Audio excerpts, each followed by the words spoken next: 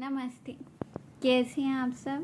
स्वागत है आप सबका हमारे YouTube चैनल पर एक बार फिर से। तो अभी तक हम शिव पुराण का उमा संहिता खंड पढ़ रहे थे, जिसमें हमने पढ़ा कि माता रानी ने कैसे जन्म लिया, कैसे देवताओं की रक्षा की, कैसे राक्षसों को मारा, कैसे रक्त बीज को मारा, कैसे महिषासुर का संहार किया, और हम नवरात्रि क्यों मनाते हैं, कैसे उन्होंने पूरे ब्रह्मांड को बचाया, ये सब पढ़ा। तो अब हम पढ़ेंगे कैलाश संहिता खंड, एक नया खंड शिव पुराण का।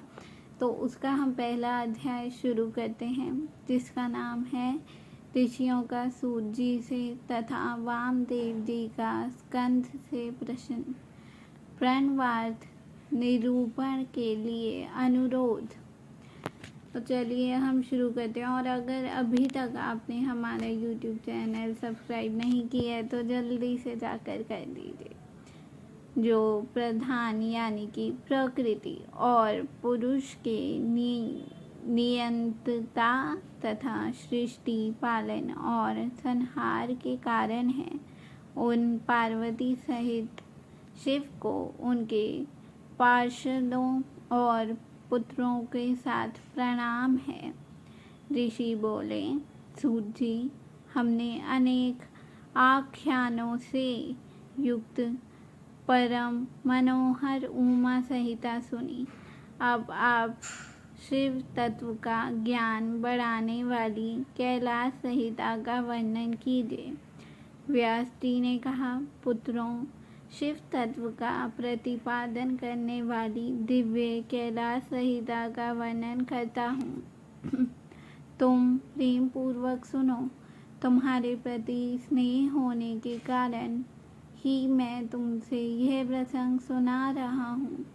इतना कहकर व्यास जी ने काशी में मुनियों के तथा सूत जी के संवाद, व्यास मुनि संवाद, शिव पार्वती संवाद, शिवरात्रि, शिवजी के द्वारा पार्वती के प्रति संन्यास पद्धति, संन्यासचार, संन्यास मंडल, संन्यास पद्धति, न्यास, वर्ण पूजन, प्रणवार्थ पद्धति आदि प्रसंगों का वर्णन करके पुनः ऋषिगण तथा सूत जी के मिलन एवं संवाद की अवतारणा करते हुए सूत जी के प्रति ऋषियों के प्रश्न का यूं वर्णन किया।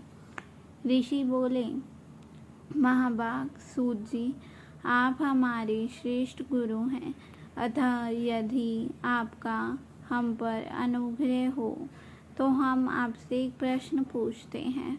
श्रद्धालु शिष्यों पर आप जैसे गुरुजन सदा स्नेह रखते हैं, इस बात को आपने इस समय हमें प्रयत्न यक्ष दिशा दिखा दिया।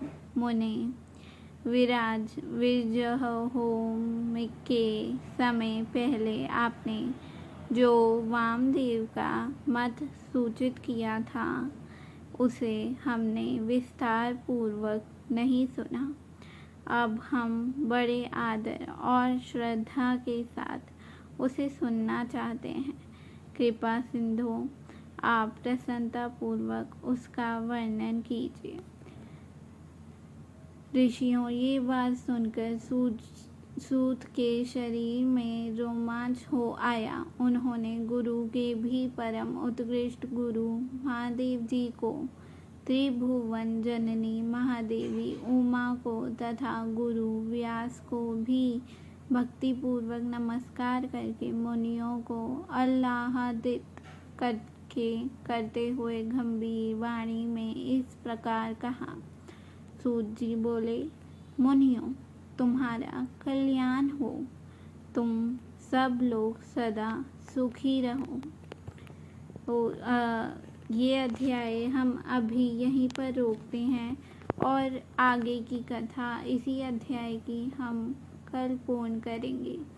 तब तक के लिए धन्यवाद। और अगर वीडियो अच्छी लगी हो तो जल्दी से जाकर लाइक और शेयर कर दीजिए। धन्यवाद। ओम नमः शिवाय।